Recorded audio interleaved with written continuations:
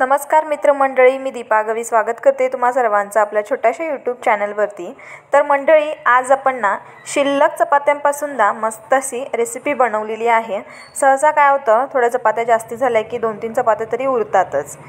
तर चला मग शिल्लक राहिलेल्या चपात्यांपासून मस्त असा टेम्पटिंग रेसिपी बनवूया। तर आता यामध्ये जे आपण स्टफिंग भरलेलं आहे ना, ते राजमाचं स्टफिंग आहे। आणि यामध्ये मी काय काय अजून घातले साहित्य सगळं तुम्हाला सांगेन। आणि लहान मुलांना ना तुम्ही टिफिनमध्ये अशा प्रकारे रेसिपी करून दिलात ना चपातीची, की नक्की चपाती खाऊनच येतील घरी। तर आता सर्वात पहिल्यांदा मी काय केले, एक पातेलं घेतले, त्यामध्ये 1 चमचाच तेल घातलं आणि त्यानंतर लसूण जे आहे बारीक बारीक चिरून घातली। त्यानंतर कांदा जो आहे मोठा चिरून घातला, 2 मिनिटं परतून घेतला। त्यानंतर मग तुमच्या आवडीनुसार तुम्ही कोणत्याही भाज्या घालू शकता। मी इकडे गाजर घातले, टोमॅटो घातले आणि शिमला मिरची म्हणजेच ढबू मिरची घातले। हे सगळं आता आपण चांगलं परतून घेऊयात। 2-3 मिनिटं परततच असताना याला शिजवायचं। तर मंडळी, गॅसचं फ्लेम जे आहे ते बारीकच ठेवायचं, कुठेही मोठं नाही करायचं। तर आता यानंतर आपण इथे घालत आहोत कॉर्न। मी हे कॉर्न थोडे स्टीम करून घेतले आणि त्यानंतर राजमासुद्धा स्टीम करून घेतले आणि त्यानंतरच मग यामध्ये घातले। तर 1 वाटी राजमा, 1 वाटी कॉर्न घातले आणि याला परत चांगलं मिक्स करून दिलं। आणि मग त्यानंतर तुमच्या आवडीनुसार तुम्ही यामध्ये मसाले घालू शकता। तर आता यामध्ये मी सर्वात पहिल्यांदा गरम मसाला चिमूटभर घातला, चवीपुरतं मीठ घातले, लाल मिरची पूड अर्धा चमचा घातले आणि 1 बटाटा जो आहे तो उकडून घातला। तुम्ही हवं असल्यास यामध्ये चाट मसालासुद्धा घालू शकता आणि तुम्हाला हवं असेल तर अजून काही मसालेसुद्धा तुम्ही ॲड करू शकता।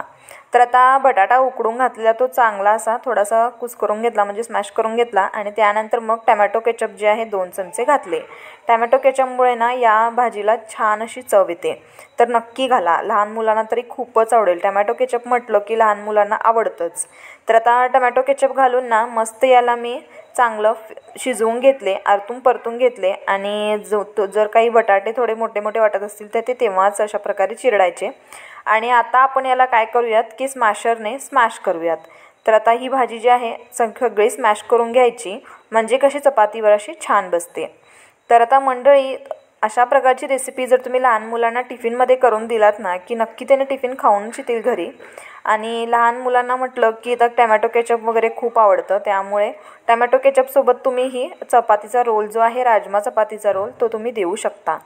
आणि असं नाही की लहान मुलंच खाल्लं पाहिजे, मोठ्यांनासुद्धा ही खूप आवडेल। नक्की तुम्ही ट्राय करा। तर आता मी काय केले, चपाती जी शिल्लक होती ना ती थोडीशी गरम करून घेतले आणि त्यानंतर मग त्यावरती परत एकदा टोमॅटो केचप लावले। टोमॅटो केचप लावून झाल्यानंतर मग यामध्ये आपण काय करूयात की आपण जे स्टफिंग तयार करून घेतलेलं आहे ते घालूयात। तर आता या स्टफिंगमुळे ना चपाती रोल खूप छान लागतो, कारण यामध्ये आपण खूप साऱ्या पौष्टिक भाज्या घातलेल्या आहेत आणि लहान मुलांना पौष्टिक भाज्या दिलंच पाहिजे आणि सोबत आपणही खाल्लं पाहिजे। तर आता हे जे स्टफिंग आहे चांगलं भरून ना अशा प्रकारे मी चपातीचा जो आहे रोल केला आणि तुम्ही याला हवं असल्यास तो रॅपिंग पेपर भेटतो तो सुद्धा लावू शकता। तर आता मी इकडे काय केले, चपाती मस्त अशी रोल केली आणि कधी एकदा खाऊ असं झालं होतं। आता उरलेली 1 चपाती आहे ना, ती सुद्धा मी 2 चपात्या उरल्या होत्या, त्यामधली 1 चपाती रोल करून दाखवले। आता ही दुसरी रोल करून दाखवत आहे।